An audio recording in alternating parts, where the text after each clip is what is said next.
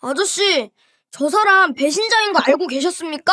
새벽 인천항 비린내가채 가시지 않은 13살 소년이 수조원을 굴리는 재벌 회장 앞에서 내뱉은 말이었습니다.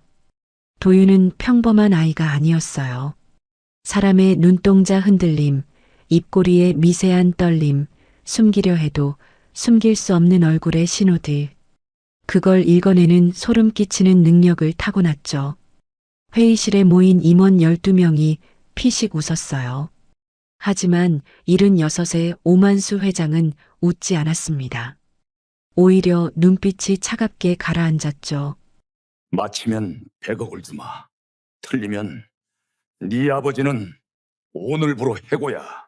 아들의 한마디에 가장의 인생 전부가 걸린 겁니다. 그런데 소녀는 도망치지 않았어요. 떨리는 주먹을 꽉 쥔 채 회장의 눈을 똑바로 마주봤죠. 이 아이의 눈에는 대체 무엇이 보였던 걸까요? 영상이 시작되기 전 구독과 좋아요 부탁드립니다. 시청하고 계신 지역을 댓글로 남겨주시면 그 소중한 공간에 행복이 가득하기를 기원하겠습니다. 새벽 4시 반 인천항 경매장에는 이미 수십 대의 트럭이 줄지어 서 있었습니다. 차가운 바닷바람이 콘크리트 바닥을 훑고 지나갈 때마다 하역 노동자들의 입에서는 하얀 입김이 피어올랐죠. 경매장 안쪽에서는 생선 비린내와 기름 냄새가 뒤섞여 코를 찔렀고 확성기에서 터져나오는 경매사의 목소리가 새벽 공기를 갈랐습니다. 그 소란스러운 현장 한 구석에 13살 소년 도윤이 서 있었습니다. 도윤은 생선 상자에도 오가는 돈다발에도 관심이 없었어요.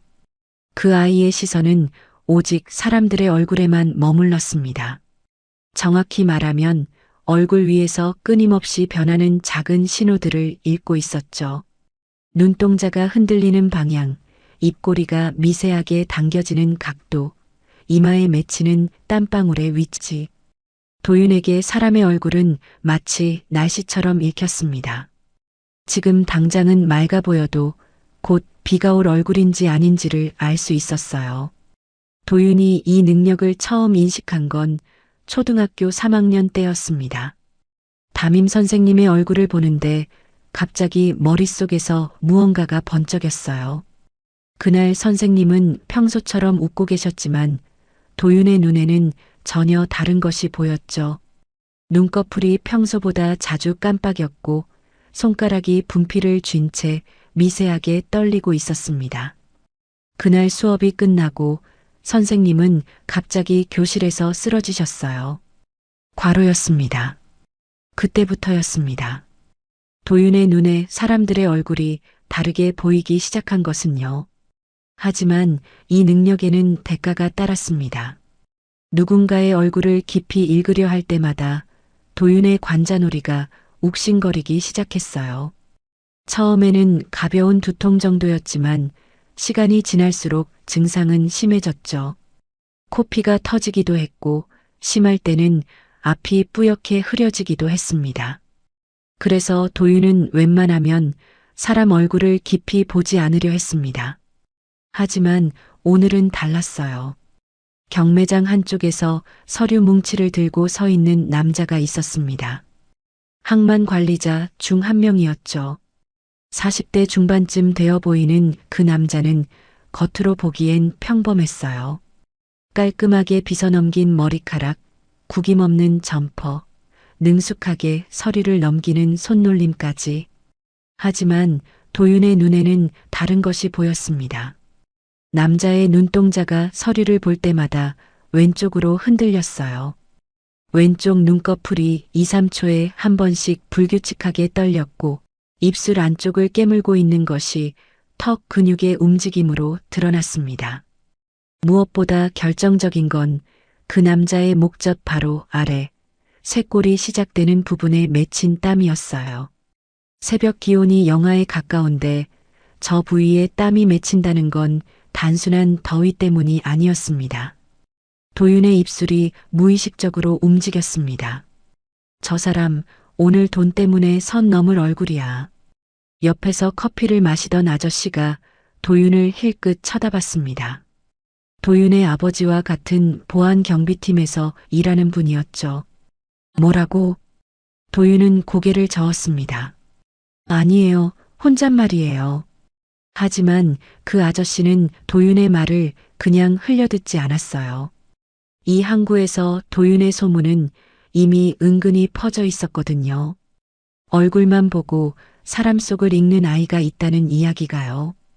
4시간쯤 지났을 때 경매장이 술렁이기 시작했습니다. 서류 숫자가 조작됐다는 거였어요. 어떤 화물의 수량이 실제보다 적게 기록되어 있었고 그 차액만큼의 물건이 어디론가 빠져나갔다는 것이었죠. 조사가 시작됐고 아까 그 항만 관리자가 가장 먼저 불려갔습니다.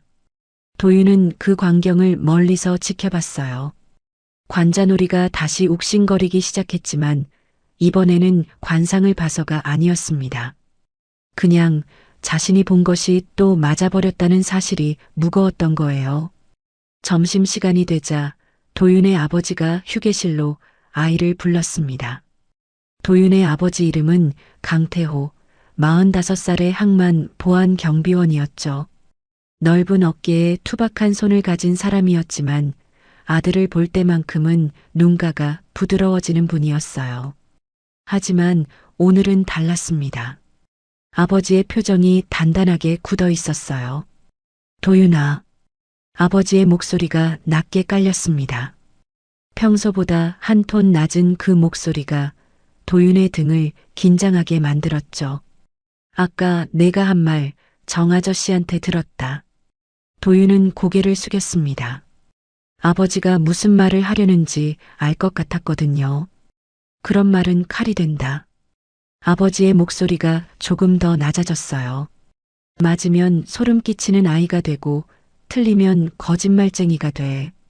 어느 쪽이든 내 인생에 좋을 게 없어. 도윤은 대답하지 못했습니다.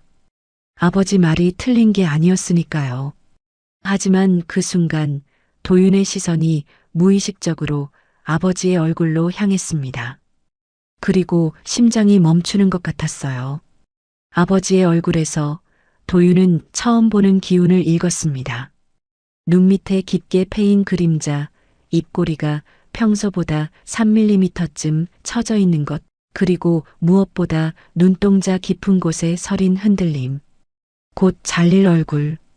도윤의 입술이 바짝 말랐습니다. 아버지에게 말해야 할까요? 아니, 말해서 뭐가 달라질까요? 도윤은 입을 꾹 다물었습니다. 그 말이 정말로 칼이 될 것 같았거든요. 아버지의 가슴에 꽂힐 칼이요. 알겠어요, 아버지. 도윤은 고개를 끄덕이며 대답했지만 가슴 속에서는 무언가가 쿵쿵 울리고 있었습니다. 그날 저녁 지역 뉴스 말미에 짧은 기사 하나가 흘러나왔어요. 인천항 내부 이상 거래 적발, 당국 조사 착수. 도윤은 텔레비전 화면을 멍하니 바라봤습니다. 자신이 아침에 본 그 남자의 얼굴이 떠올랐어요.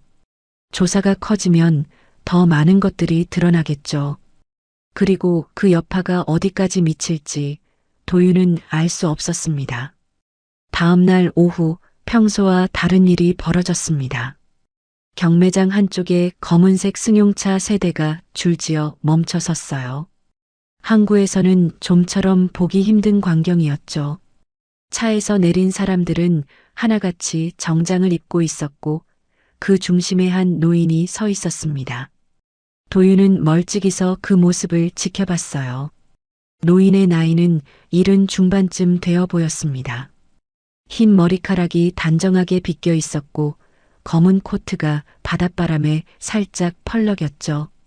노인의 걸음걸이는 느렸지만 그 주위를 둘러싼 사람들의 긴장감은 팽팽했습니다.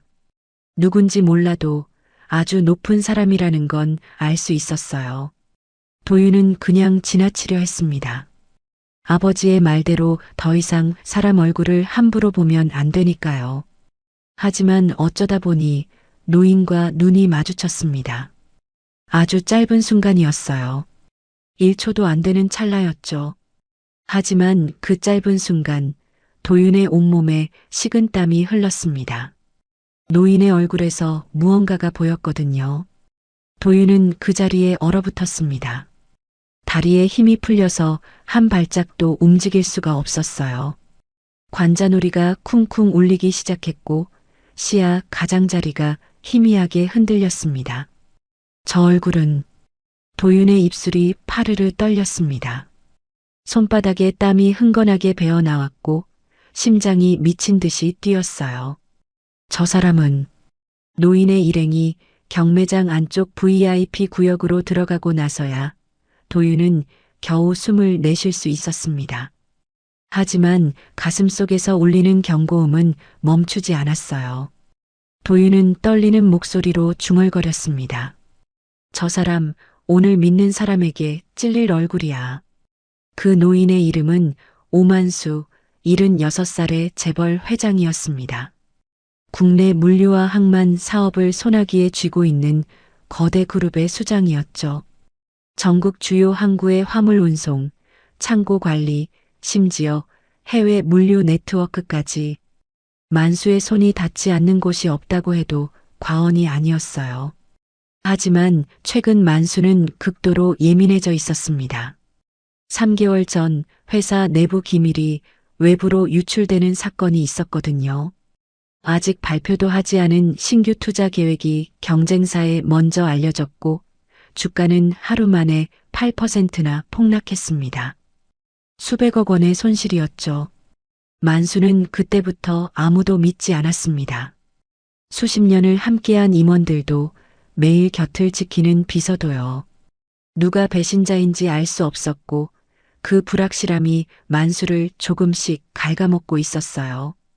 그러던 어느 날 수행비서가 조심스럽게 보고를 올렸습니다. 회장님, 인천항에 이상한 소문이 있습니다.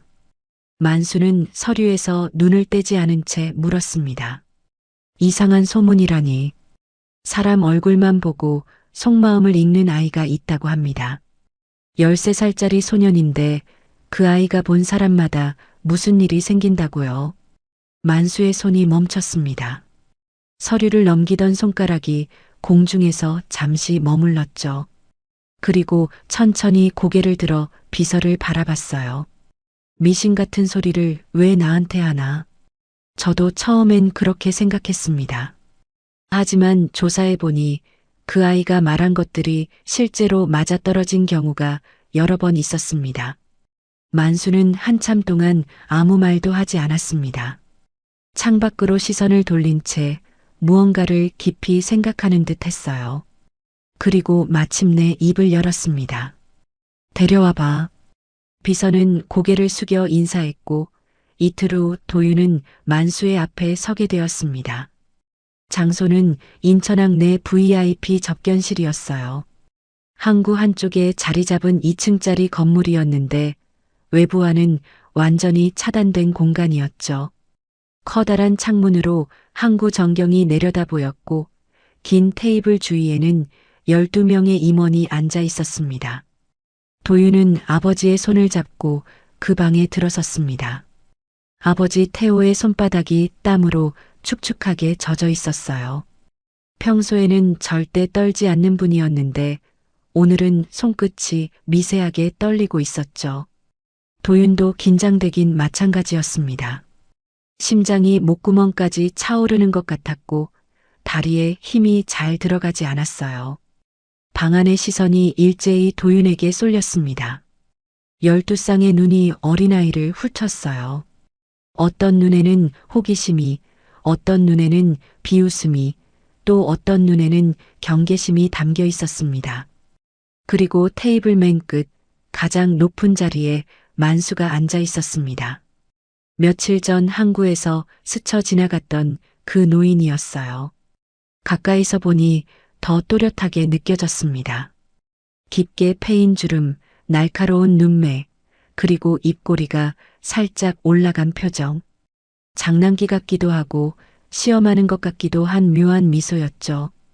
이리 와보거라. 만수의 목소리가 방 안을 울렸습니다. 낮고 굵은 목소리였지만 위압감보다는 묘한 여유가 느껴졌어요. 도윤은 천천히 앞으로 걸어갔습니다. 테이블을 따라 걷는 동안 좌우에 앉은 임원들의 얼굴이 스쳐 지나갔어요. 도윤은 일부러 그 얼굴들을 보지 않으려 했습니다. 하지만 시야 가장자리에서 자꾸만 무언가가 잡혔죠. 마침내 만수의 앞에 도착했을 때 도윤은 고개를 들어 노인의 얼굴을 바라봤습니다. 그 순간 도윤의 몸이 굳었습니다. 마치 온몸의 피가 한꺼번에 얼어붙는 것 같았어요. 숨을 쉬어야 하는데 폐가 움직이지 않았습니다. 눈을 깜빡여야 하는데 눈꺼풀이 말을 듣지 않았죠. 만수의 얼굴에서 읽히는 것들이 너무 많았거든요. 수십 년간 쌓인 권력의 무게, 수없이 많은 결정을 내려온 사람의 날카로움, 그리고 그 깊은 곳에 도사리고 있는 불신과 분노. 하지만 그것만이 아니었어요. 그 모든 것 위에 마치 검은 안개처럼 드리워진 무언가가 있었습니다. 위험. 도윤의 이마에 식은땀이 맺혔습니다. 관자놀이가 욱신거리기 시작했고 코 안쪽이 간질거렸어요. 코피가 날 것 같았습니다. 왜 그러니? 내 얼굴에 뭐가 묻었나? 만수가 가볍게 물었습니다. 하지만 도윤은 대답할 수가 없었어요. 입술이 바짝 말라 있었고 혀가 입천장에 달라붙어 움직이지 않았거든요. 도윤은 침을 삼키려 했지만 목구멍이 너무 건조했습니다. 그리고 힘겹게 입을 열었어요. 이 자리에 회장님을 배신하는 사람이 있습니다. 방 안의 공기가 얼어붙었습니다. 3초, 아니 5초쯤 완전한 침묵이 흘렀어요. 아무도 숨을 쉬지 않는 것 같았습니다. 그리고 그 침묵을 깬 것은 테이블 중간쯤에 앉아있던 한 임원의 비웃음이었죠. 뭐라고? 지금 이 꼬마가 뭐라고 했어? 그 말을 시작으로 방 안이 술렁이기 시작했습니다. 어이가 없네. 애가 무슨 점쟁이야? 회장님, 이런 걸 왜 불러오셨습니까? 장난도 정도 것이지 이건 모욕 아닙니까? 임원들의 얼굴이 붉게 달아올랐어요. 어떤 사람은 분노에 차서 테이블을 내리쳤고 어떤 사람은 코웃음을 치며 도윤을 노려봤습니다. 또 어떤 사람은 황당하다는 듯 고개를 저었죠. 도윤의 아버지 태호는 창백한 얼굴로 서 있었습니다. 당장이라도 아들을 데리고 나가고 싶은 표정이었지만 이 자리에서 함부로 움직일 수가 없었어요. 하지만 만수는 달랐습니다. 노인은 화를 내지 않았어요. 오히려 눈빛이 조금 더 날카로워졌습니다. 마치 흥미로운 것을 발견한 사람처럼요. 조용? 만수가 한마디 내뱉자 방 안이 순식간에 조용해졌습니다. 그 짧은 한 단어에 담긴 힘이 대단했어요. 12명의 임원이 일제히 입을 다물었죠. 만수는 천천히 의자에서 몸을 일으켰습니다. 그리고 테이블을 돌아 도윤 앞으로 걸어왔어요. 도윤보다 머리 하나 반쯤 더 큰 노인이 바로 앞에 섰을 때 도윤은 숨이 막힐 것 같았습니다. 배신자가 있다고 했지? 만수의 목소리가 낮게 깔렸어요. 그래, 언제? 도윤의 입술이 떨렸습니다. 어디서? 심장이 터질 것 같았어요. 누가? 도윤은 한참 동안 아무 말도 하지 못했습니다. 만수의 눈이 마치 자신의 속을 꿰뚫어 보는 것 같았거든요. 하지만 도윤은 고개를 숙이지 않았습니다. 떨리는 목소리로 하지만 분명하게 대답했어요. 지금 말하면 모두가 다칩니다. 만수의 눈썹이 미세하게 움직였습니다. 그것은 놀라움인지 흥미인지 아니면 시험인지 알 수 없는 반응이었어요. 모두가 다친다고? 네. 여기 계신 분들 중에서 죄 없는 분들까지 다칩니다. 그래서 지금은 말씀드릴 수 없어요. 방 안의 임원들이 다시 술렁였습니다. 하지만 이번에는 아까와 분위기가 달랐어요.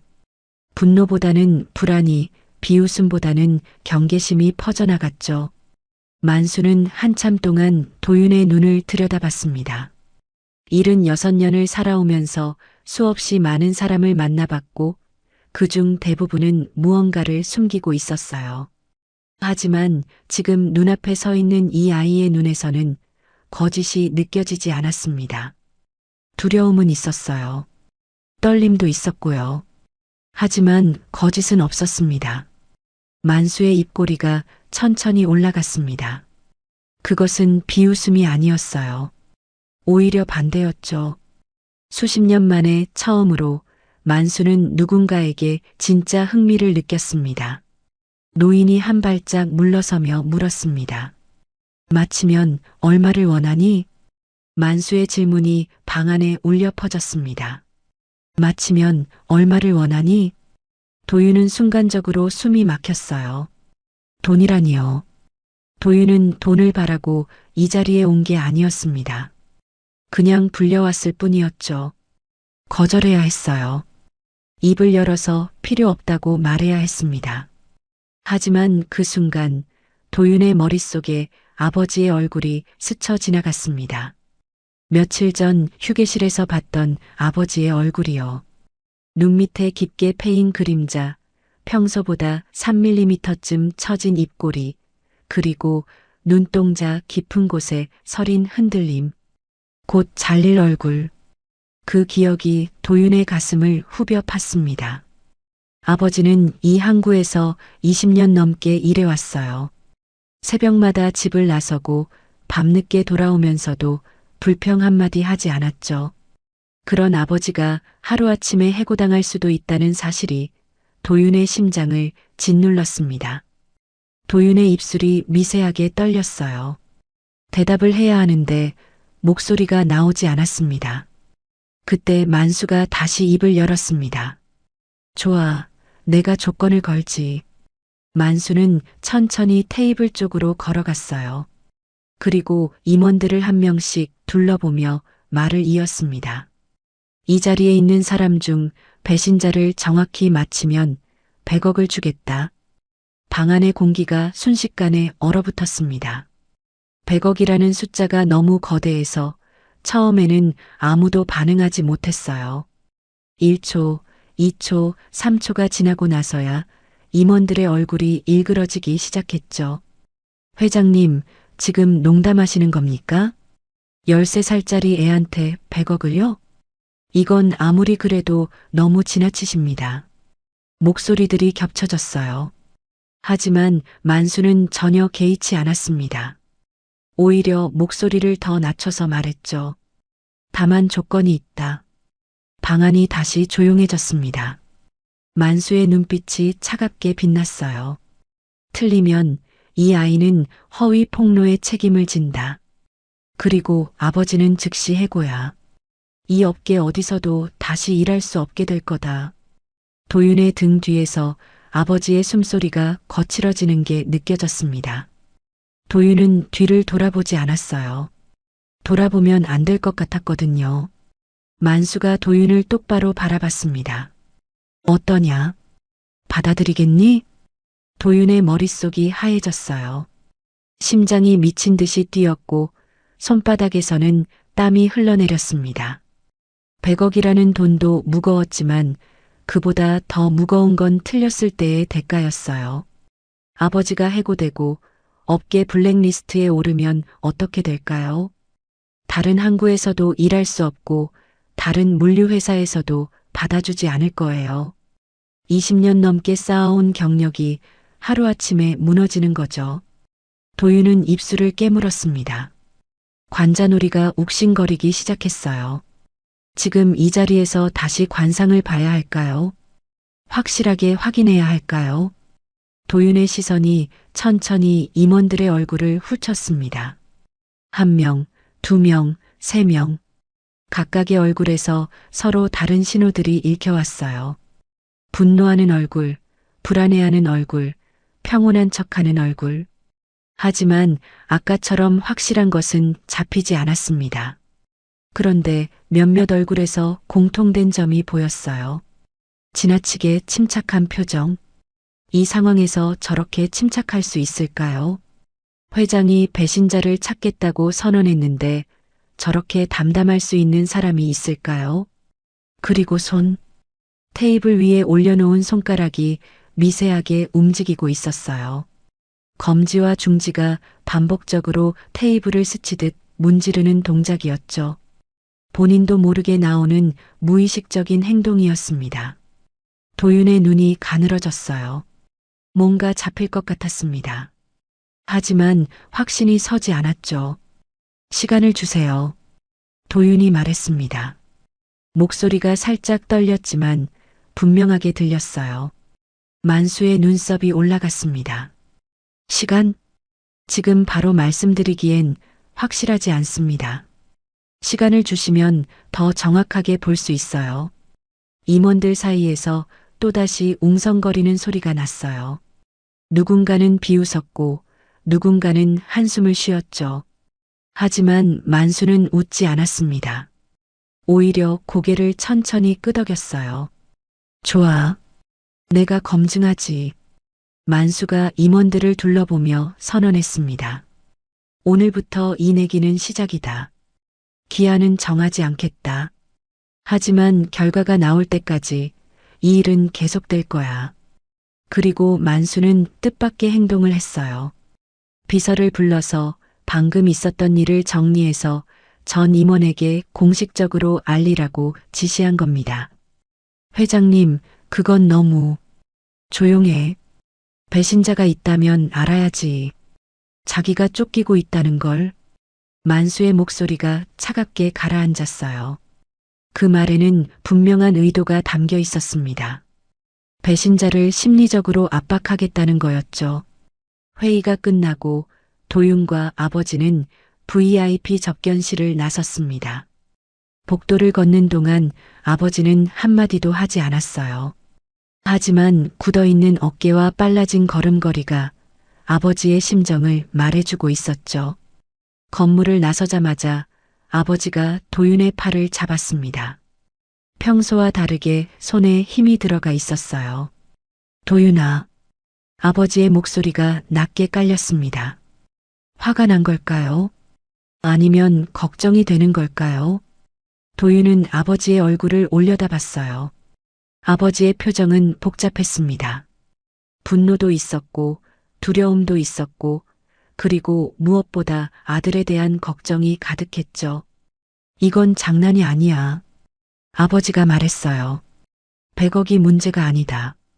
저 사람들은 내가 상대할 수 있는 사람들이 아니야.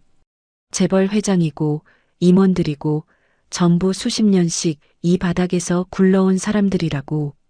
도윤은 고개를 숙였습니다. 아버지 말이 틀린 게 아니었거든요. 13살짜리 아이가 끼어들 자리가 아니었어요. 지금이라도 빠져. 아버지가 가서 사과하마. 아이가 실수했다고 철없는 말을 했다고 하면 돼.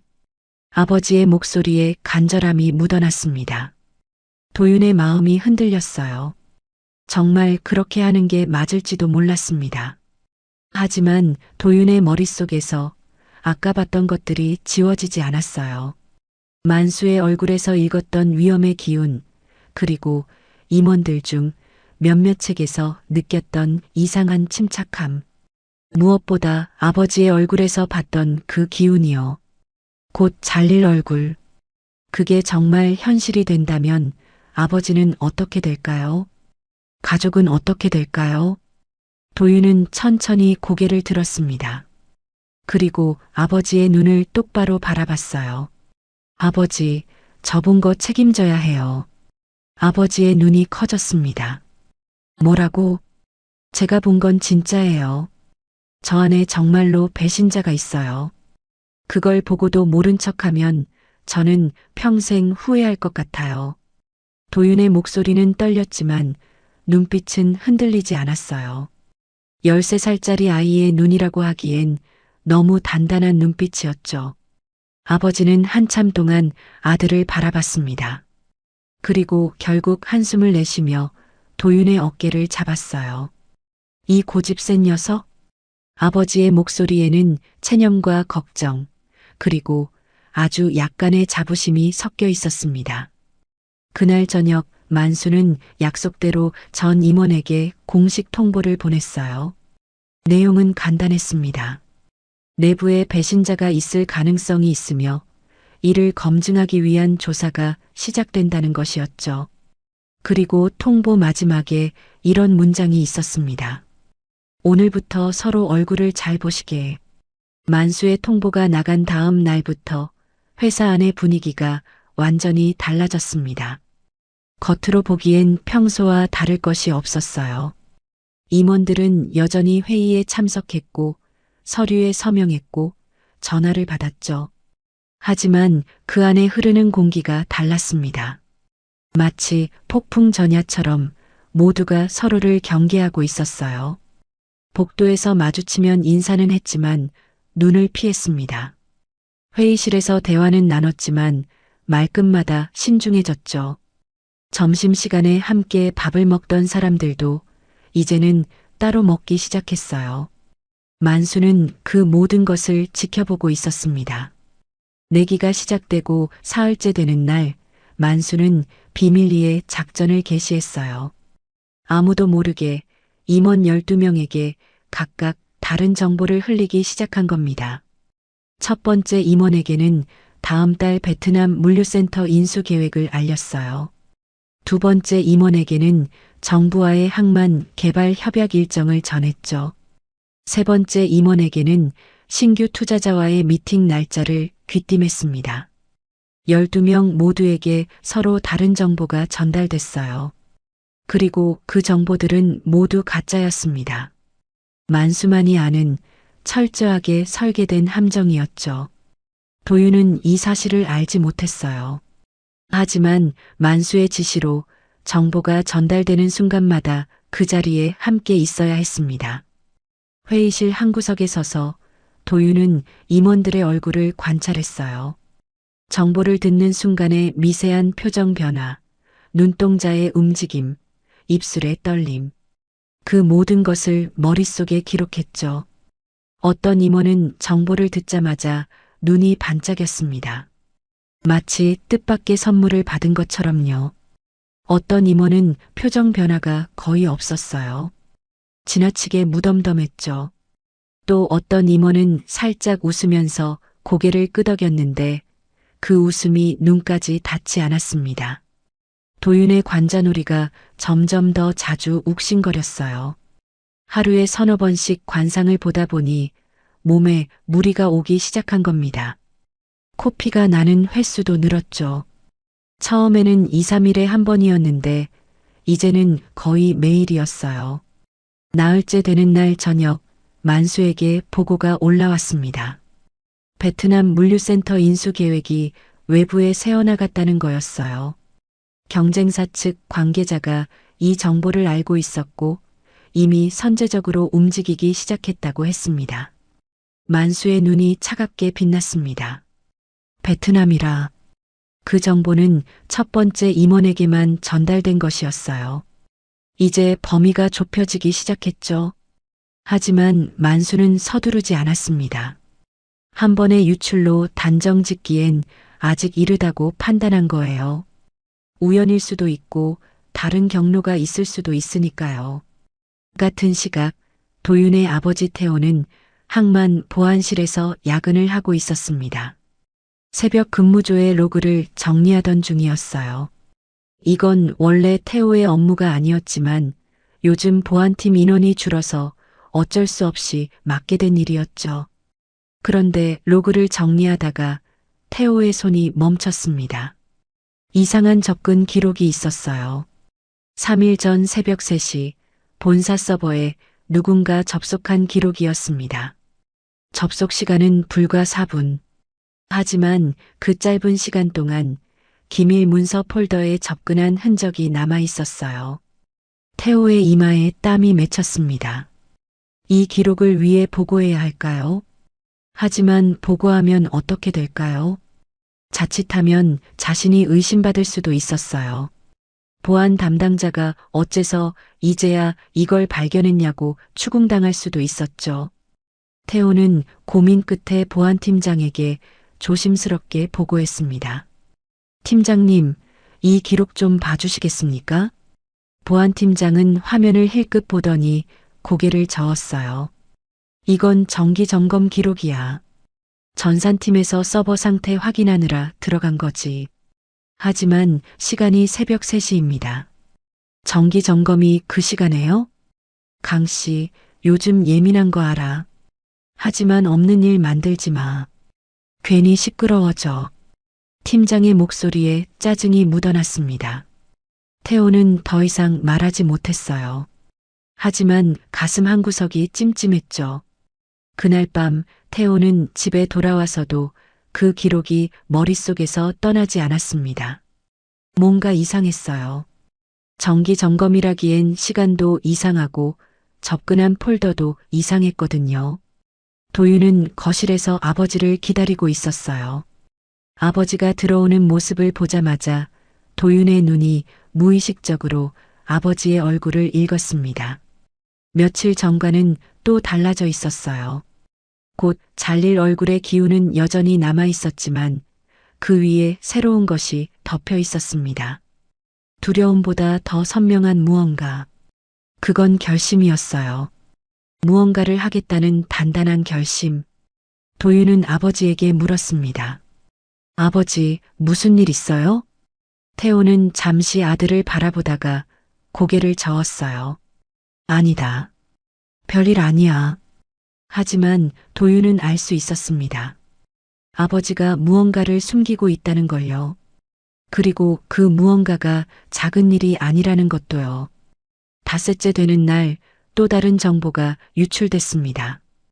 이번에는 정부와의 항만 개발 협약 일정이었어요. 이 정보는 두 번째 임원에게만 전달된 것이었습니다. 하지만 이미 관련 업계에서는 이 소식이 돌고 있었죠. 만수의 입꼬리가 미세하게 올라갔습니다. 이제 확실해지고 있었어요. 그리고 같은 날 회사 내부에서 이상한 소문이 돌기 시작했습니다. 저 애 때문에 회사가 흔들리는 거야. 회장님이 정신이 어떻게 된 거 아니야? 13살짜리한테 회사 운명을 맡기다니. 우리가 수십 년 일한 게 뭔데 애한테 검증받아야 해? 도윤에 대한 반감이 퍼져나가기 시작한 거예요. 도윤은 그 소문을 직접 듣지는 못했지만 느낄 수 있었습니다. 회의실에 들어갈 때마다 시선이 차가워졌고 복도에서 마주치는 사람들의 표정이 굳어 있었거든요. 관상을 보지 않아도 알 수 있었어요. 자신이 환영받지 못한다는 걸요. 도윤의 코피가 또 터졌습니다. 화장실에서 혼자 휴지로 코를 막으며 도윤은 거울 속 자신의 얼굴을 바라봤어요. 창백한 피부, 깊어진 눈 밑 그림자, 갈라진 입술. 불과 일주일 만에 얼굴이 확 달라져 있었습니다. 내가 잘하고 있는 걸까? 도윤의 머릿속에서 의문이 피어올랐어요. 처음에는 옳은 일이라고 생각했습니다. 배신자를 찾아내고 회사를 구하고 아버지를 지키는 것. 하지만 지금은 확신이 흔들렸죠. 엿새째 되는 날 만수가 도윤을 따로 불렀습니다. 힘들지? 만수의 목소리에 의외로 부드러운 기운이 있었어요. 도윤은 고개를 숙인 채 대답했습니다. 괜찮습니다. 거짓말. 만수가 단호하게 말했어요. 내 얼굴에 다 보여. 잠을 못 자고 밥도 못 먹고 몸도 안 좋아진 거. 내가 사람 보는 눈이 아예 없는 줄 아니? 도윤은 아무 말도 하지 못했습니다. 만수의 말이 맞았으니까요. 만수가 창밖을 바라보며 말을 이었어요. 내 아버지를 현장에 남겨둔 건 내가 일부러 한 거다. 도윤의 눈이 커졌습니다. 배신자가 움직이려면 미끼가 필요해. 내 아버지가 그 미끼야. 도윤의 심장이 철렁 내려앉았어요. 아버지가 미끼라니요. 그 말은 아버지가 위험할 수도 있다는 뜻이었습니다. 걱정 마. 지키고 있어. 만수가 도윤을 돌아봤어요. 노인의 눈빛에는 냉정함과 함께 묘한 안심시키려는 기운이 있었습니다. 대신 넌 내 할 일을 해. 얼굴을 봐. 끝까지. 그날 밤 언론에 기사가 하나 떴습니다. 항만 물류 대기업 내부 기밀 유출 의혹. 정부 협약 일정이 사전에 세어나간 정황. 기사에는 만수만 아는 정보가 정확하게 적혀 있었어요. 함정에 걸린 겁니다. 누군가는 이미 움직이고 있었죠. 도윤은 그 기사를 보며 주먹을 꽉 쥐었습니다. 이제 거의 다 왔어요. 배신자의 얼굴이 점점 선명해지고 있었습니다. 내기가 시작된 지 열흘째 되는 날, 도윤에게 낯선 연락이 왔습니다. 학교가 끝나고 집으로 돌아오는 길이었어요. 골목 어귀에 검은색 승용차 한 대가 멈춰 서 있었습니다. 창문이 스르륵 내려가더니 안에서 중년 남자가 얼굴을 내밀었죠. 강도윤 군 맞지? 도윤은 걸음을 멈췄습니다. 처음 보는 얼굴이었어요. 정장을 입고 있었지만 어딘가 어색했습니다. 넥타이가 살짝 비뚤어져 있었고 재킷 안쪽 주머니가 불룩하게 튀어나와 있었죠. 누구세요? 회사에서 왔어. 잠깐 얘기 좀 할까? 도윤의 등에 차가운 기운이 흘렀습니다. 본능적으로 한 발짝 뒤로 물러섰어요. 저 혼자 모르는 사람 차 안 타요. 남자가 피식 웃었습니다. 똑똑하네. 좋아. 그럼 여기서 얘기하지. 남자가 차에서 내렸어요. 키가 크고 어깨가 넓었습니다. 도윤보다 머리 2개는 더 컸죠. 간단해. 내가 회장님한테 한 말 있잖아.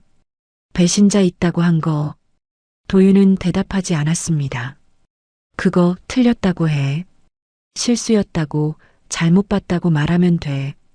남자의 목소리가 낮아졌어요. 그러면 10억 줄게. 현금으로. 도윤의 심장이 쿵 내려앉았습니다. 10억이라니요. 100억의 10분의 1이었지만 그래도 어마어마한 돈이었어요. 평범한 가정이 평생 벌어도 모으기 힘든 금액이었죠. 하지만 도윤은 남자의 얼굴을 보고 있었습니다. 관상을 보려고 한 게 아니었어요. 그냥 자연스럽게 눈에 들어왔죠. 남자의 눈동자가 왼쪽 아래로 자꾸 흘렀습니다.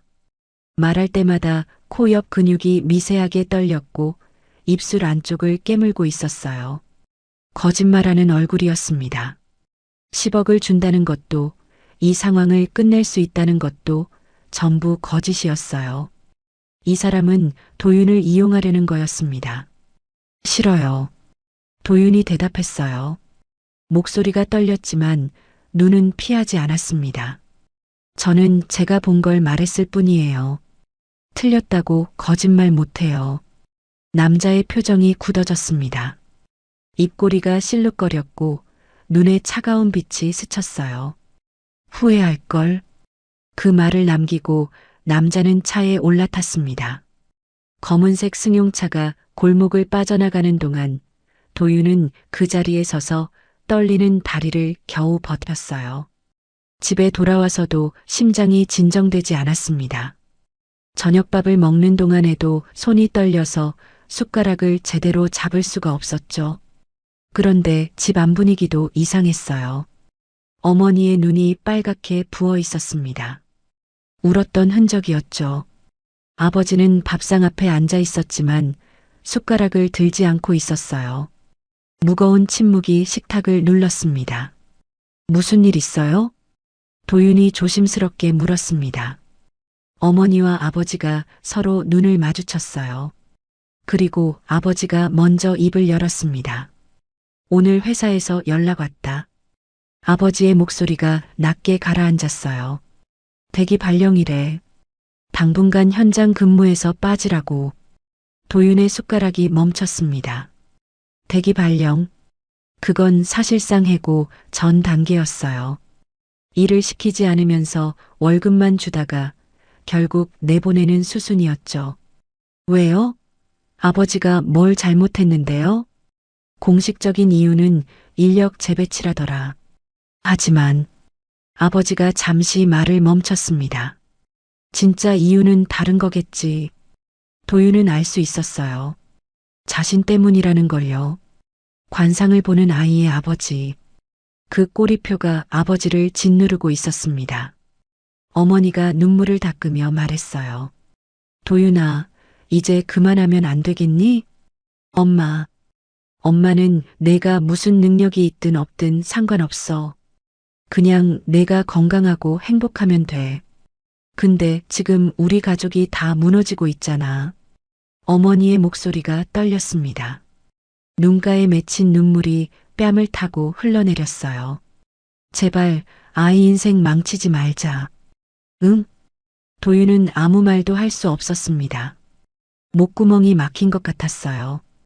어머니의 눈물이, 아버지의 침묵이 전부 자신 때문이라는 사실이 가슴을 짓눌렀죠. 그날 밤 도윤은 잠을 이룰 수 없었습니다. 천장을 바라보며 누워 있었지만 머릿속에서는 수많은 생각이 소용돌이쳤어요. 그만둘까요? 지금이라도 만수 회장에게 가서 실수였다고 말할까요? 그러면 모든 게 끝나겠죠. 하지만 그러면 배신자는요? 도윤은 분명히 봤습니다. 만수의 얼굴에서 위험을, 임원들 중 누군가에게서 배신의 기운을요. 그걸 보고도 모른 척하면 어떻게 될까요? 회사가 무너질 수도 있어요. 만수 회장이 위험에 빠질 수도 있고요. 그리고 그렇게 되면 아버지도 결국 직장을 잃게 되겠죠. 도윤의 관자놀이가 욱신거렸습니다. 코 안쪽이 간질거렸고 곧 코피가 터질 것 같았어요.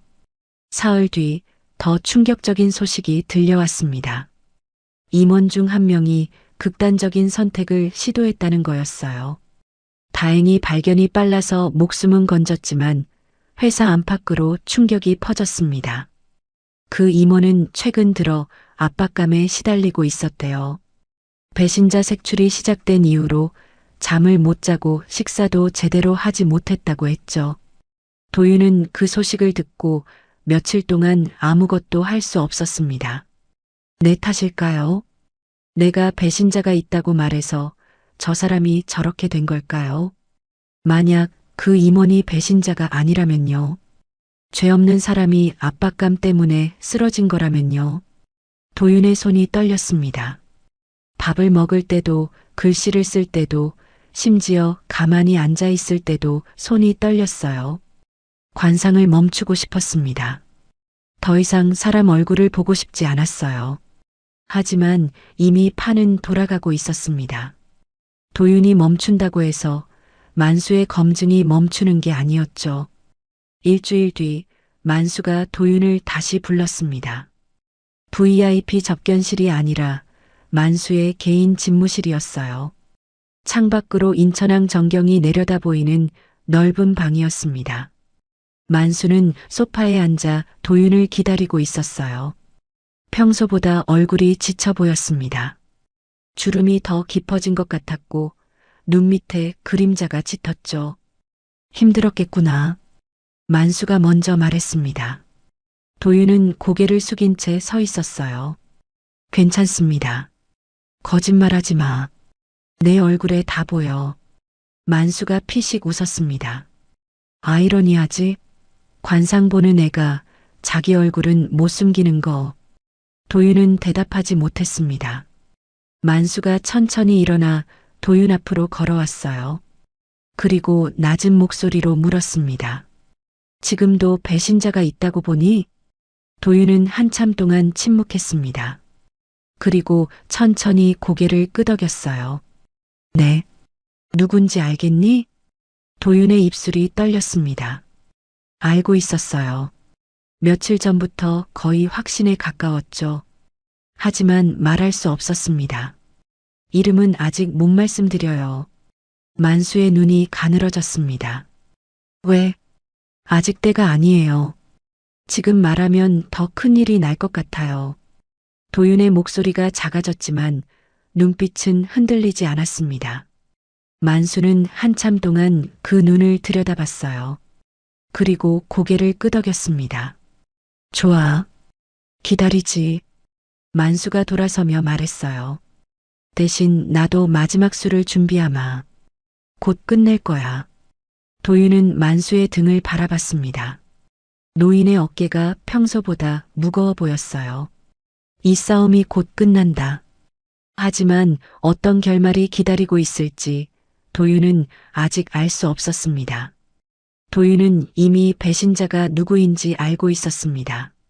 정확히 말하면 사흘 전부터 거의 확신하고 있었어요. 회의실에서 임원들의 얼굴을 볼 때마다 한 사람의 얼굴에서 유독 강한 신호가 잡혔거든요. 그 사람은 전략기획실장 박정호였습니다. 50대 초반의 남자로 회사에서 20년 넘게 일한 베테랑이었죠. 만수 회장의 신임을 받는 핵심 인물 중 하나였고 주요 투자 결정에 항상 참여하는 사람이었어요. 겉으로 보기엔 침착하고 노련했습니다.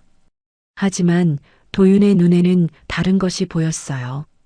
정호의 눈동자는 말할 때마다 미세하게 오른쪽으로 흘렀습니다. 특히 만수 회장을 마주할 때 그랬죠. 입꼬리는 웃는 것처럼 올라가 있었지만 입술 안쪽 근육은 긴장해 있었어요. 그리고 무엇보다 결정적인 건 손이었습니다. 회의 중에 정호는 늘 펜을 만지작거렸어요. 그냥 습관처럼 보였지만 도윤이 관찰한 바로는 그게 아니었습니다. 만수 회장이 중요한 이야기를 할 때마다 펜을 돌리는 속도가 빨라졌어요. 불안할수록 손이 바빠지는 거였죠. 도윤은 확신했습니다. 배신자는 정호였어요. 하지만 말할 수 없었습니다. 혼자 방에 누워서 도윤은 천장을 바라보며 생각에 잠겼어요. 만약 지금 정호의 이름을 말하면 어떻게 될까요? 먼저 회사 주가가 폭락할 거예요.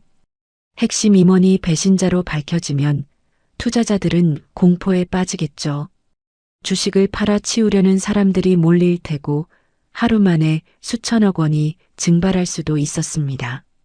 그리고 회사가 흔들리면 직원들이 다칠 거예요. 구조조정이 시작되겠죠. 수천 명의 사람들이 일자리를 잃을 수도 있었습니다. 그 중에는 아버지도 포함되어 있었고요. 도윤의 가슴이 답답해졌어요. 배신자를 알면서도 말하지 못하는 상황이 목을 조르는 것처럼 괴로웠습니다. 그런데 더 무서운 게 있었어요. 정호는 20년 동안 만수 곁에 있었습니다. 회사의 모든 기밀을 알고 있었죠. 투자 계획, 거래처 정보, 정부와의 협약 내용까지. 만약 정호가 배신자라면 그가 가진 정보의 양은 상상을 초월했어요. 그런 사람을 섣불리 건드리면 어떻게 될까요? 궁지에 몰린 정호가 가진 정보를 전부 외부에 퍼뜨리면요. 회사는 무너지고 만수 회장은 위험에 빠지겠죠. 도윤은 이불을 꽉 움켜쥐었습니다. 손바닥에 땀이 배어났어요. 관상이 보여주는 건 미래가 아니었습니다. 그건 도윤이 최근에야 깨달은 사실이었어요.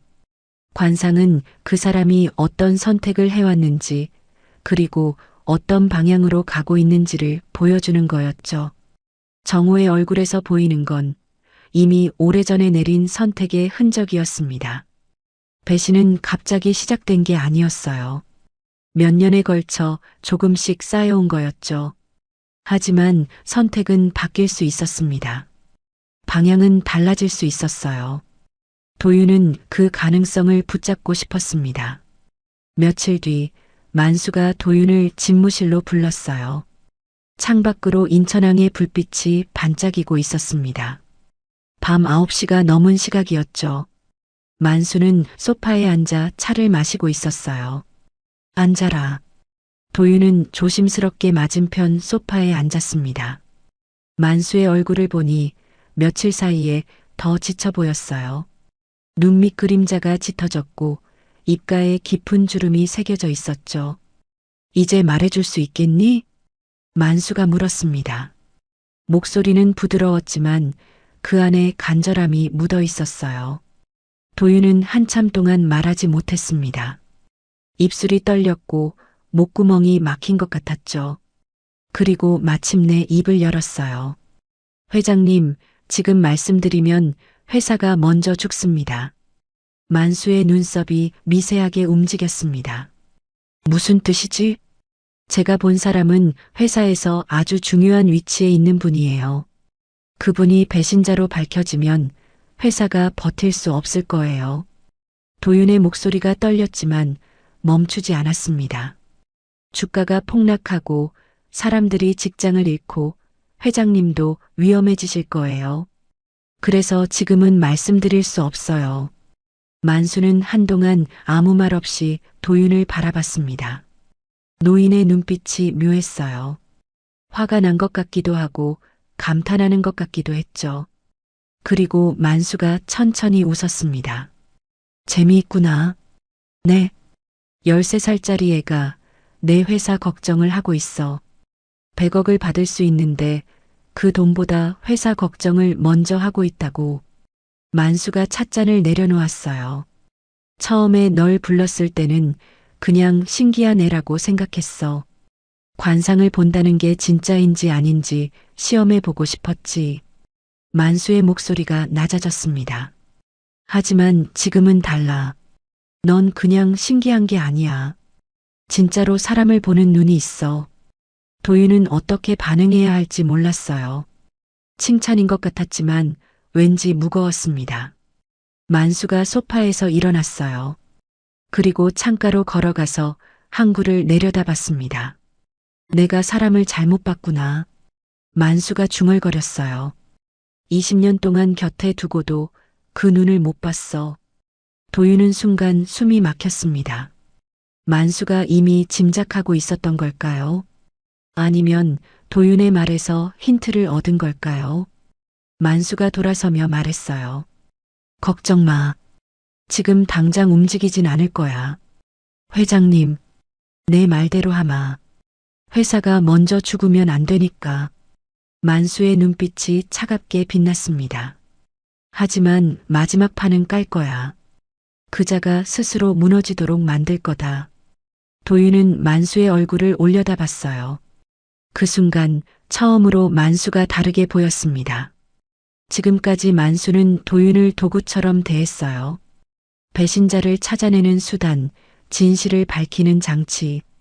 하지만 지금 만수의 눈에는 다른 것이 있었습니다. 도윤을 하나의 인간으로 보는 눈빛이었어요. 고맙다. 만수가 낮게 말했습니다. 내 덕분에 내가 조급해지지 않을 수 있었어. 도윤의 눈시울이 뜨거워졌어요. 왜인지 모르게 눈물이 날 것 같았습니다. 이 모든 일이 시작된 이후로 처음으로 누군가에게 인정받는 느낌이었거든요. 그날 밤 도윤은 스스로에게 약속했습니다. 더 이상 관상을 보지 않겠다고요. 이미 충분히 봤으니까요. 이제는 관상이 아니라 증거가 필요한 거였습니다.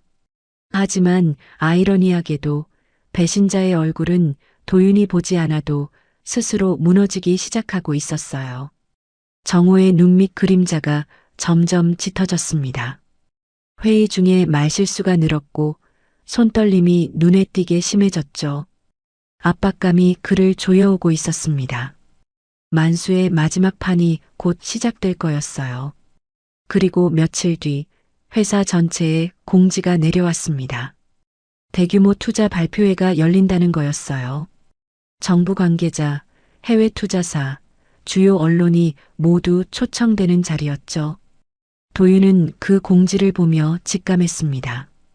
이게 마지막이구나. 투자 발표회는 일주일 뒤로 예정되어 있었습니다. 회사 창립 이래 가장 큰 규모의 행사였어요. 인천항 컨벤션 센터 대강당을 통째로 빌렸고 국내외 언론사 30여 곳이 취재를 신청했죠. 정부 고위 관계자들도 참석 명단에 이름을 올렸고 해외 투자사 대표단까지 오기로 했습니다. 공식적으로는 신규 물류 네트워크 확장 계획을 발표하는 자리였어요. 하지만 도윤은 알고 있었습니다. 이 행사의 진짜 목적이 무엇인지요. 만수 회장이 마지막 판을 깔았던 겁니다. 행사 준비가 시작되자 회사 안의 분위기가 더욱 긴장됐어요. 모든 부서가 바쁘게 움직였고 임원들은 연일 회의에 시달렸죠. 그리고 그 중심에서 전략기획실장 정호가 총괄 책임을 맡았습니다. 만수는 일부러 그렇게 한 거였어요. 배신자에게 가장 중요한 역할을 맡긴 겁니다. 도윤은 그 의도를 읽을 수 있었습니다. 정우가 움직일 수밖에 없는 구조를 만든 거였어요. 행사를 준비하면서 정우는 수많은 기밀 정보에 접근해야 했고 그 과정에서 실수할 확률이 높아졌죠. 실제로 정우는 점점 조급해지고 있었습니다. 회의 중에 말을 더듬는 횟수가 늘었어요. 서류를 검토할 때 손이 미세하게 떨렸고 커피를 마시는 양이 평소의 3배가 됐죠. 눈밑 그림자는 날이 갈수록 짙어졌고 목소리는 점점 날카로워졌습니다.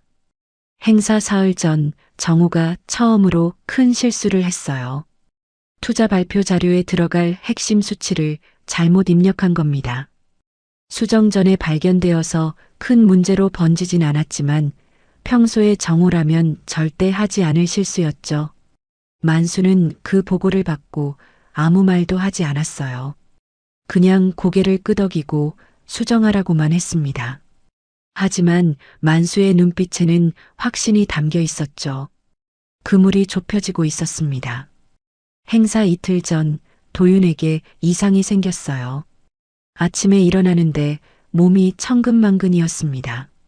머리가 깨질 듯이 아팠고 눈앞이 뿌옇게 흐려졌어요.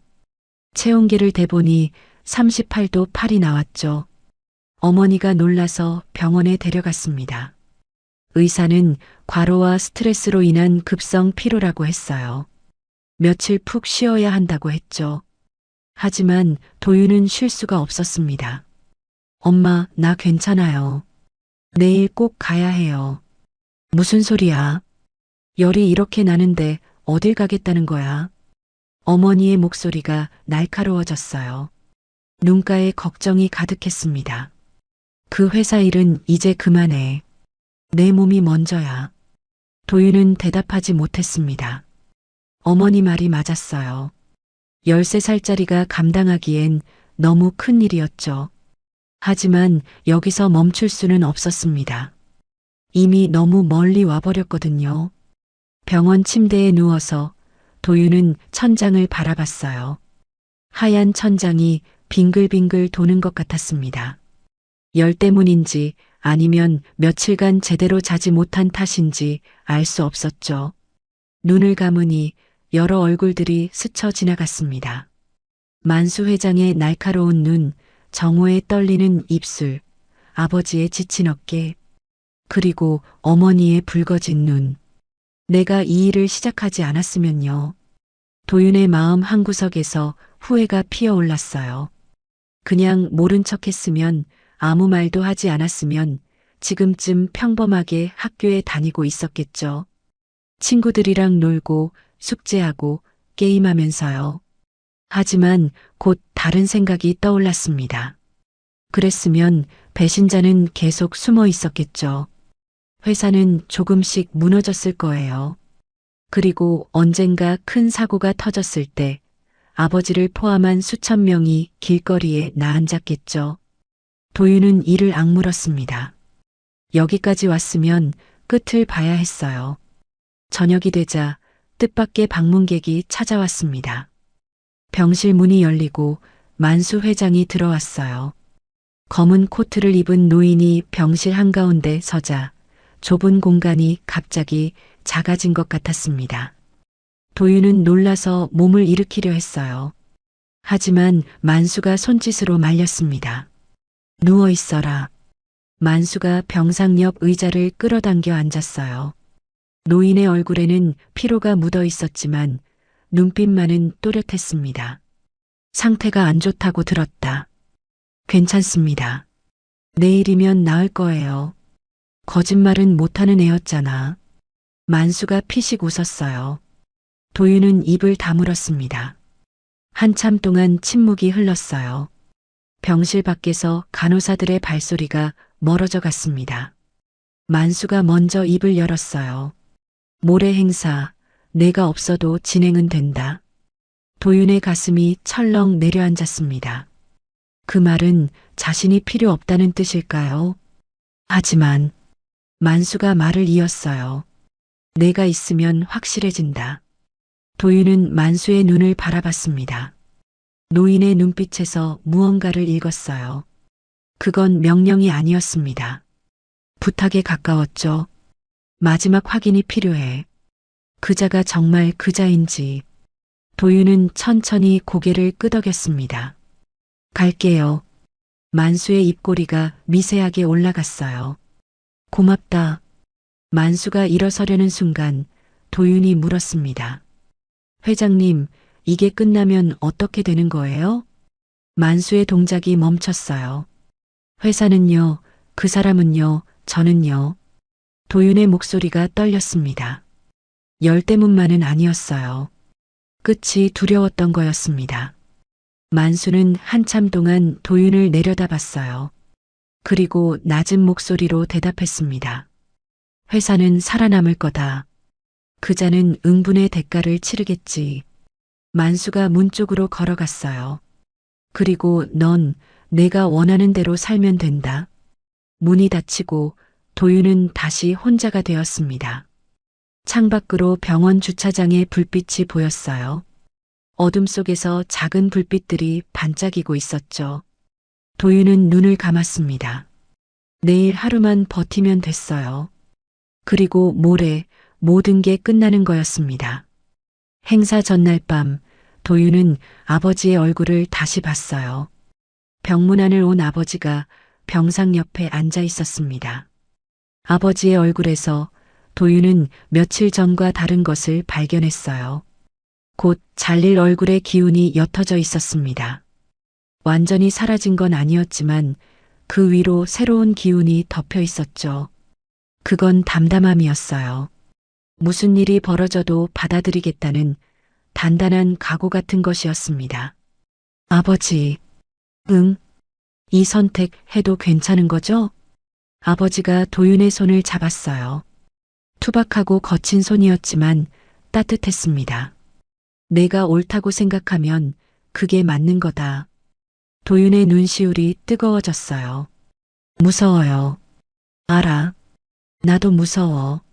아버지가 도윤의 손을 꽉 쥐었습니다. 하지만 무섭다고 안 하는 것보다 무서워도 하는 게 낫잖아. 도윤은 고개를 끄덕였어요. 눈물이 흘렀지만 닦지 않았습니다. 다음 날 아침 도윤의 열은 37도 2로 내려갔어요. 완전히 나은 건 아니었지만 움직일 수는 있었습니다. 병원을 나서며 도윤은 하늘을 올려다봤어요. 구름 한 점 없는 맑은 날이었습니다. 행사까지 24시간. 카운트다운이 시작됐습니다. 행사 당일 인천항 컨벤션 센터는 아침부터 분주했습니다. 대강당 앞에는 취재진의 차량이 줄지어 서 있었고 입구에서는 보안 요원들이 초청장을 확인하고 있었어요. 300석 규모의 좌석이 빈틈없이 채워졌고 무대 위에는 대형 스크린과 연단이 설치되어 있었습니다. 오전 10시 도윤은 아버지와 함께 컨벤션 센터에 도착했어요. 아직 열이 완전히 내리지 않아서 이마가 살짝 달아올라 있었습니다. 하지만 눈빛만은 또렷했어요. 오늘 할 일이 무엇인지 정확히 알고 있었으니까요. 대강당 뒤쪽 특별 좌석에 자리를 잡았습니다. 만수 회장의 지시로 마련된 자리였어요. 무대와 객석 전체가 한눈에 보이는 위치였죠. 11시가 되자 행사가 시작됐습니다. 조명이 어두워지고 무대 위에 만수 회장이 올라왔어요. 카메라 플래시가 터지고 객석에서 박수가 쏟아졌습니다. 만수는 검은 정장을 말끔하게 차려입고 있었어요. 76살의 노인이라고 믿기 어려울 만큼 당당한 모습이었죠. 연단 앞에 서서 만수가 마이크를 잡았습니다. 오늘 이 자리에 와주신 모든 분들께 감사드립니다. 만수의 목소리가 대강당을 울렸어요. 낮고 묵직한 목소리였지만 구석구석까지 또렷하게 전달됐습니다. 발표가 시작됐어요. 신규 물류 네트워크 계획, 해외 투자 현황, 정부와의 협력 사업, 스크린의 그래프와 수치가 빠르게 넘어갔습니다. 하지만 도윤은 스크린을 보지 않았어요. 무대 아래 첫 번째 줄에 앉아 있는 임원들의 얼굴을 관찰하고 있었습니다.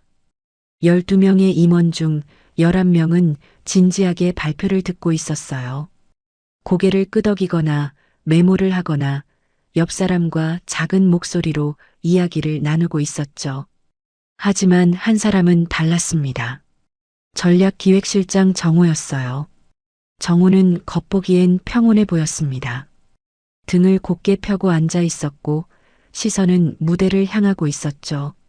하지만 도윤의 눈에는 다른 것이 보였어요. 정호의 왼쪽 눈꺼풀이 2, 3초에 한 번씩 떨리고 있었습니다. 양손은 무릎 위에 가지런히 올려놓았지만 검지손가락 끝이 미세하게 움직이고 있었어요. 바지 천을 긋듯이 반복적으로요. 그리고 목, 셔츠 깃바로 아래, 쇄골이 시작되는 부분에 땀이 맺혀 있었습니다. 대강당 안은 에어컨이 빵빵하게 돌아가고 있었는데 말이에요. 도윤은 확신했습니다. 틀림없었어요. 발표가 중반을 넘어설 무렵 만수가 잠시 말을 멈췄습니다. 여기서 잠깐 특별한 이야기를 하나 하려 합니다. 객석이 술렁였어요. 예정에 없던 내용이었거든요. 기자들의 펜이 빠르게 움직이기 시작했습니다. 최근 우리 회사에서 일어난 일들을 다들 알고 계실 겁니다. 내부 기밀 유출 의혹, 임원 간의 갈등. 사실 저도 많이 힘들었습니다. 만수의 목소리가 낮아졌어요. 하지만 오늘 이 자리에서 모든 것을 밝히려 합니다. 대강당의 공기가 순식간에 얼어붙었습니다. 임원들의 얼굴이 굳어졌고 정호의 손가락 움직임이 더 빨라졌어요. 만수가 손짓을 했습니다. 도윤아, 이리 올라오너라. 도윤의 심장이 쿵 내려앉았어요. 이렇게 될 줄은 예상하지 못했습니다. 하지만 망설일 시간이 없었죠. 도윤은 자리에서 일어났습니다. 다리가 떨렸지만 한 발씩 내디뎠어요. 객석 사이 통로를 지나 무대 계단을 올라갔습니다. 무대 위에 서자 300개의 시선이 일제히 도윤에게 쏠렸어요. 카메라 플래시가 연달아 터졌고 웅성거리는 소리가 퍼져나갔습니다. 만수가 도윤의 어깨에 손을 얹었어요. 이 아이는 특별한 눈을 가지고 있습니다. 사람의 얼굴을 보고 그 사람이 무엇을 숨기고 있는지 읽어내는 눈이지요. 객석에서 웃음소리가 났어요. 믿지 못하겠다는 반응이었죠. 하지만 만수는 개의치 않았습니다. 이 아이가 저에게 말했습니다. 이 회사 안에 배신자가 있다고요. 웃음소리가 멈췄습니다. 대강당이 쥐 죽은 듯 조용해졌어요. 만수가 스크린을 가리켰습니다. 화면이 바뀌더니 여러 개의 문서와 녹음 파일 목록이 나타났어요. 지난 3주 동안 저는 이 아이의 말을 검증했습니다. 그리고 증거를 모았지요. 스크린에 기밀 문서 유출 기록이 표시됐어요. 서버 접속 로그, 이메일 송수신 내역, 은행 거래 기록까지 정교하게 정리된 증거들이었습니다. 이 모든 증거가 한 사람을 가리키고 있습니다. 만수가 천천히 객석 첫 번째 줄을 바라봤어요. 도윤도 같은 방향을 봤습니다. 그리고 입을 열었어요. 저분은 아직도 자기가 이길 거라고 생각하고 있습니다. 도윤의 목소리는 작았지만 마이크를 통해 대강당 전체에 퍼졌어요. 눈동자가 흔들리지 않고 입꼬리가 올라가 있어요. 자신만만한 척하고 있지만 손끝이 계속 움직이고 있습니다. 불안해서요. 도윤이 한 사람을 향해 시선을 고정했어요. 그리고 목에 땀이 맺혀 있어요. 에어컨이 이렇게 세게 돌아가는데요. 정호의 얼굴이 창백해졌습니다. 아닙니다. 정호가 자리에서 벌떡 일어났어요. 목소리가 갈라졌습니다. 이건 말도 안 됩니다. 애 한 명의 말을 가지고 이러시면 어떻게 합니까? 하지만 만수는 차분하게 대답했어요. 증거를 보시지요. 스크린에 정호의 이름이 선명하게 표시됐습니다. 해외 비밀 계좌로 입금된 내역, 경쟁사 관계자와 주고받은 암호화된 메시지, 그리고 기밀 문서를 외부로 전송한 기록까지. 이의가 없습니다. 정호의 목소리가 높아졌어요. 이건 조작입니다. 저를 모함하려는 음모예요. 하지만 정호의 얼굴이 모든 것을 말해주고 있었습니다. 눈동자가 사방으로 흔들렸어요. 입술이 파르르 떨렸고 이마에 땀이 줄줄 흘러내렸습니다. 목소리는 점점 더 갈라졌고 말을 더듬기 시작했죠. 도윤이 처음 관상에서 봤던 신호들이 지금 정호의 얼굴에서 폭발하듯 터져 나오고 있었습니다. 만수가 손짓을 했어요. 대강당 문이 열리고 검은 정장을 입은 남자들이 들어왔습니다. 경찰이었어요. 박정호 실장, 업무상 배임 및 기밀 유출 혐의로 체포합니다. 정호가 뒤로 물러섰어요. 하지만 더 이상 도망칠 곳이 없었습니다. 경찰에게 양팔이 잡히는 순간 정호가 만수를 노려봤어요. 눈에 독이 가득 차 있었습니다. 회장님, 후회하실 겁니다. 만수는 대답하지 않았어요. 그저 차갑게 바라보기만 했습니다. 정호가 끌려나가는 동안 대강당은 아수라장이 됐어요. 기자들이 일제히 뛰어나갔고 카메라가 쉴 새 없이 터졌습니다. 임원들은 넋을 잃은 표정으로 앉아 있었죠. 도윤은 무대 위에 서서 그 광경을 바라봤습니다. 끝났어요. 드디어 끝난 거였습니다. 다리에 힘이 풀려서 그 자리에 주저앉을 뻔했어요. 하지만 누군가가 도윤의 팔을 붙잡았습니다.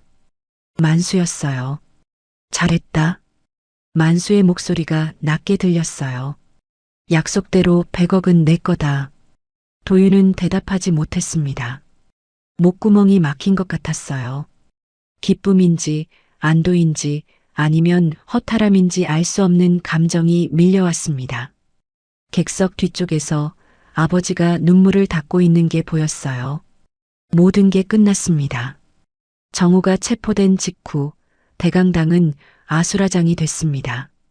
기자들이 무대 쪽으로 몰려들었고 플래시가 쉴 새 없이 터졌어요. 질문 세례가 쏟아졌습니다. 아이가 정말 관상을 보는 건가요? 100억은 진짜 주시는 겁니까? 소년의 이름이 뭡니까? 도윤은 플래시 속에서 아무 표정도 짓지 못했어요. 눈이 부셔서가 아니었습니다. 무대 아래로 시선을 돌리면 사람들의 얼굴이 보였거든요. 기자들, 임원들, 초청받은 손님들. 수백 개의 얼굴이 도윤을 향해 있었어요. 도윤은 일부러 고개를 숙였습니다. 더 이상 얼굴을 잃고 싶지 않았거든요. 만수 회장이 도윤의 어깨에 손을 얹고 기자들 앞에서 공식 발표를 했어요.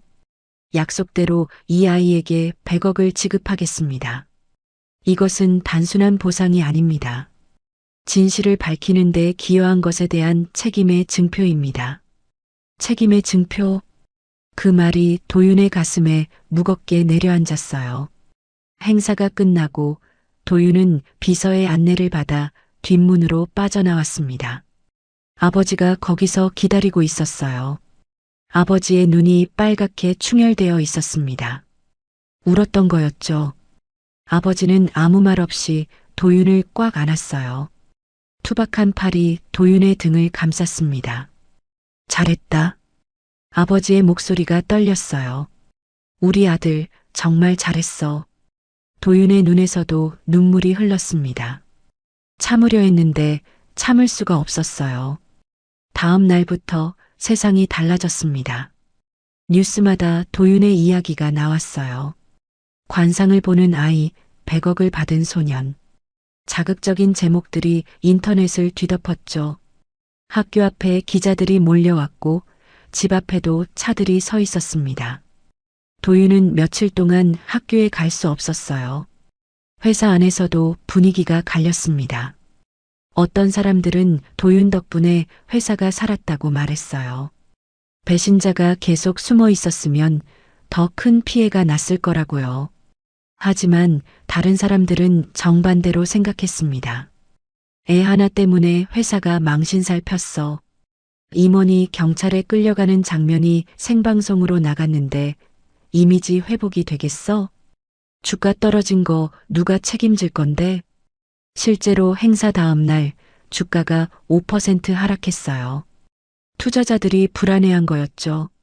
일주일 뒤에는 회복됐지만 그 일주일 동안 회사 안팎에서 원망의 목소리가 컸습니다.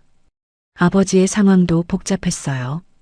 공식적으로는 명예가 회복됐습니다. 대기 발령이 취소되고 현장 근무로 복귀했죠. 하지만 동료들 사이의 분위기는 예전과 달랐어요. 강 씨, 요즘 좋겠네. 아들이 대단하시니까. 100억 받으면 뭐하러 일해? 그냥 쉬시지. 농담처럼 던지는 말들이었지만 그 안에 묘한 날이 서 있었습니다. 아버지는 그런 말들을 들으면서도 내색하지 않았어요. 그냥 묵묵히 일했죠. 집에서 가족회의가 열렸습니다. 저녁 식탁에 도윤과 아버지, 어머니가 마주 앉았어요. 식탁 위에는 밥그릇 대신 서류 한 뭉치가 놓여 있었습니다. 만수 회장 쪽에서 보내온 100억 지급 관련 서류였죠.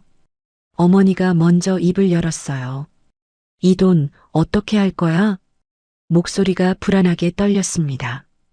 어머니는 처음부터 이 일을 반대했던 사람이었거든요. 솔직히 무서워. 이렇게 큰 돈이 갑자기 들어오면 우리 인생이 망가질 수도 있어. 아버지가 어머니의 손을 잡았어요. 당신 말도 맞아. 하지만 이미 한 번 무너질 뻔했잖아. 이제 더는 숨지 말자. 도윤은 부모님의 대화를 듣고 있었습니다. 100억이라는 숫자가 머릿속에서 맴돌았어요. 솔직히 실감이 나지 않았습니다. 너무 큰 금액이라서요. 도윤아, 넌 어떻게 생각해? 아버지가 물었어요. 도윤은 한참 동안 대답하지 못했습니다. 그리고 천천히 입을 열었어요. 잘 모르겠어요. 제가 이 돈을 받아도 되는 건지. 무슨 소리야? 내가 한 일이잖아. 하지만 저 때문에 다친 사람도 있잖아요. 도윤의 머릿속에 정우의 얼굴이 떠올랐습니다. 체포되던 순간의 창백한 얼굴, 절망에 찬 눈빛, 그리고 며칠 전 뉴스에서 본 장면들이요. 정우에게는 가족이 있었어요. 아내와 두 아이가 있었죠.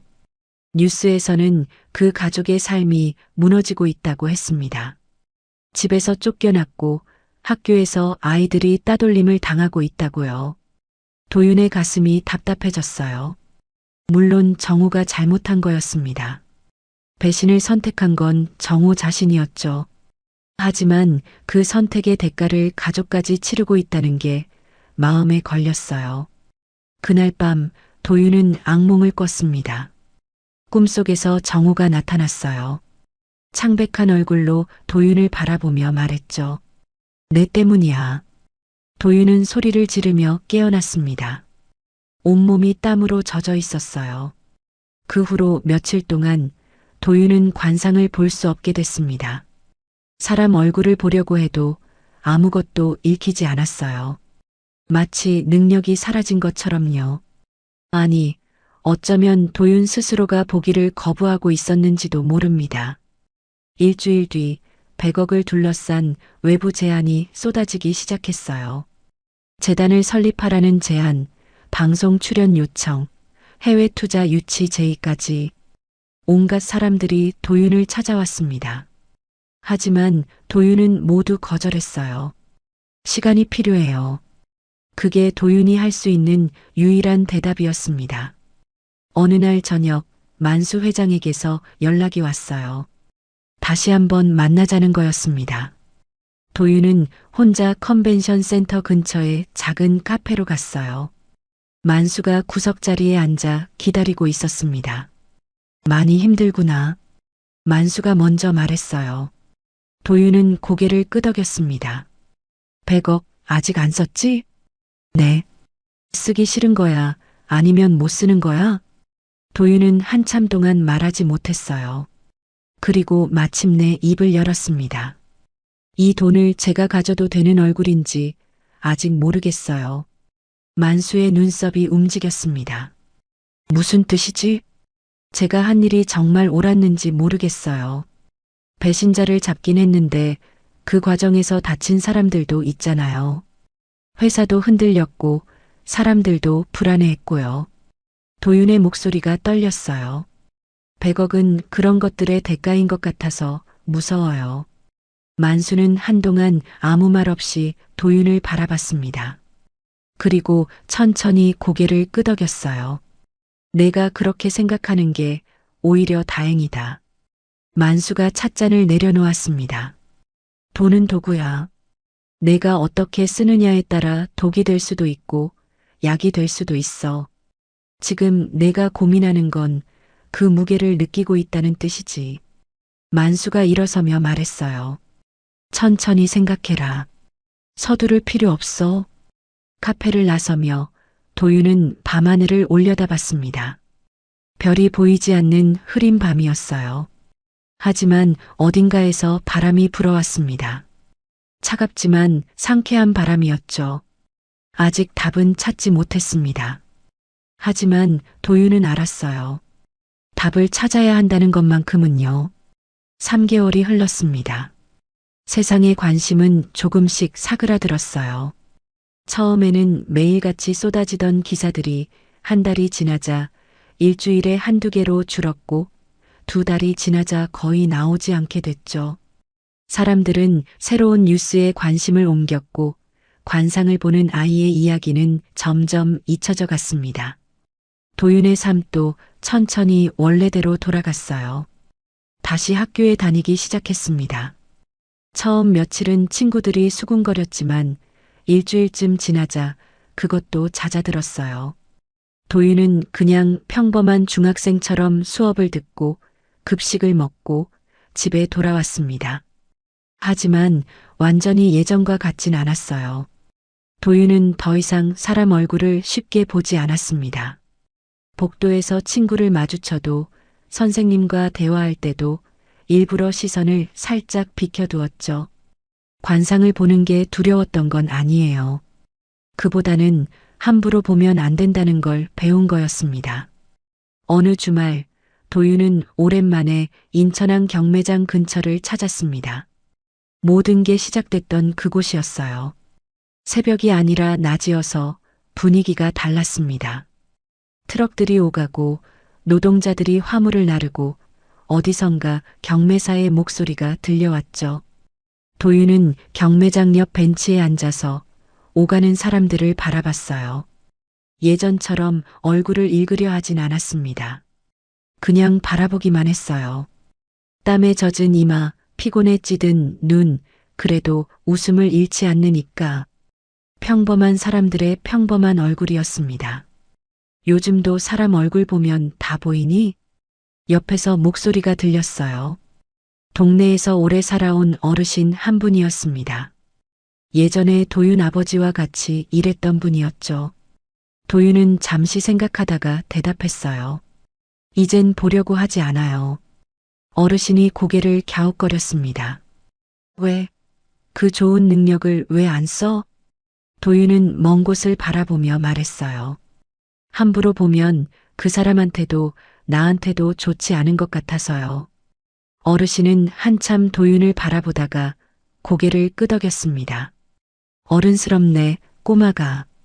도윤은 피식 웃었어요. 어른스럽다는 말이 칭찬인지 아닌지 모르겠었지만 기분이 나쁘진 않았습니다. 일주일 뒤 100억의 사용처가 공식적으로 발표됐습니다. 도윤은 개인적으로 단 한 푼도 쓰지 않았어요. 대신 2가지 기금을 만들었습니다. 첫 번째는 내부 고발자 보호 기금이었어요.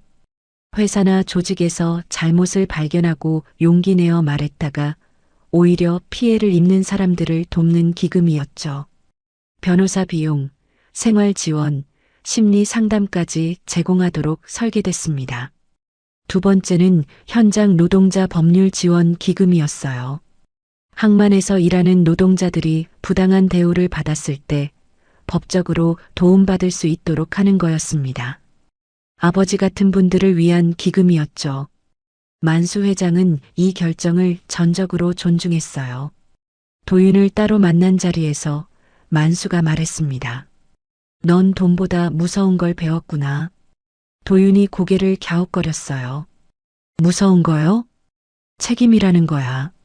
능력이 있으면 책임도 따라온다. 대부분의 어른들도 그걸 모르고 사는데 넌 13살에 알아버렸어. 만수의 목소리에 묘한 감탄이 묻어 있었습니다. 앞으로 어떻게 살 거니? 도윤은 한참 동안 생각했어요.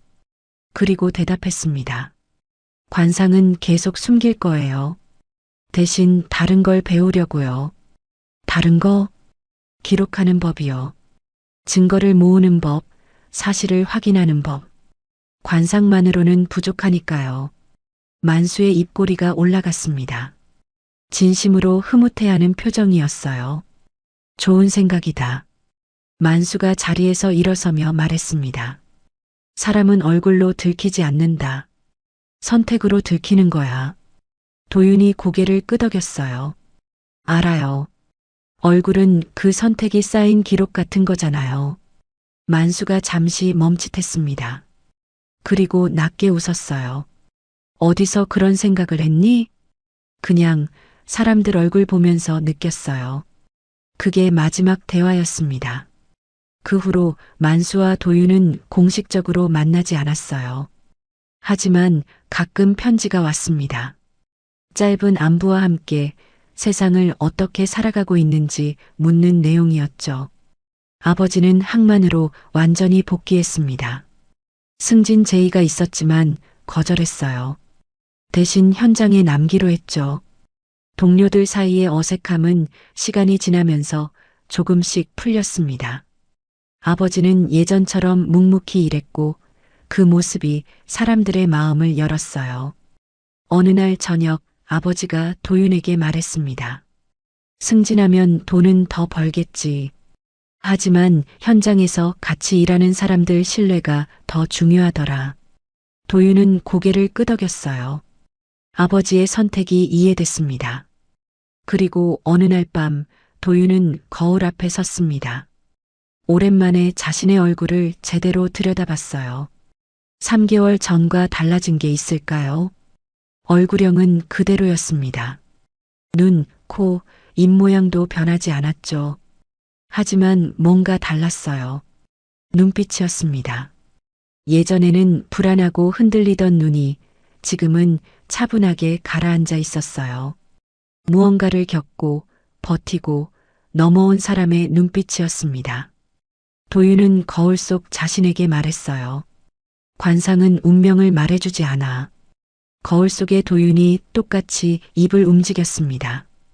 다만 사람이 어떤 선택을 반복해왔는지는 숨기지 못하지. 그 말이 입 밖으로 나오자 도윤은 비로소 모든 게 끝났다는 걸 실감했어요. 진짜 무서운 건 능력이 아니었습니다. 그 능력을 어떻게 쓰느냐가 중요했죠. 돈보다 중요한 건 책임을 감당할 준비가 되어 있느냐였고, 배신은 얼굴이 아니라 침묵과 욕심 속에서 자라는 거였습니다. 도윤은 거울에서 눈을 떼고 방 창문을 열었어요. 밤바람이 불어왔습니다. 차갑지만 상쾌한 바람이었죠. 멀리서 인천항의 불빛이 반짝이고 있었습니다. 도윤은 그 불빛을 바라보며 중얼거렸어요. 관상은 바뀔 수 있어. 사람이 선택을 바꾸면 얼굴도 바뀌니까. 바람이 도윤의 머리카락을 흔들었습니다. 13살의 여름이 지나가고 있었어요. 그리고 도윤은 알았습니다. 이제부터가 진짜 시작이라는 걸요. 오늘의 이야기가 마음 한켠을 살며시 눌러주었다면 앞으로도 당신의 하루에 포근한 위로가 될 이야기들로 찾아올게요. 구독과 좋아요는 인생 포근이 계속 숨을 쉴 수 있는 큰 힘이 됩니다. 그리고 오늘 이야기의 주인공에게 남기고 싶은 따뜻한 한마디 댓글로 들려주세요. 당신의 나날이 언제나 포근하길 인생 포근이 응원합니다.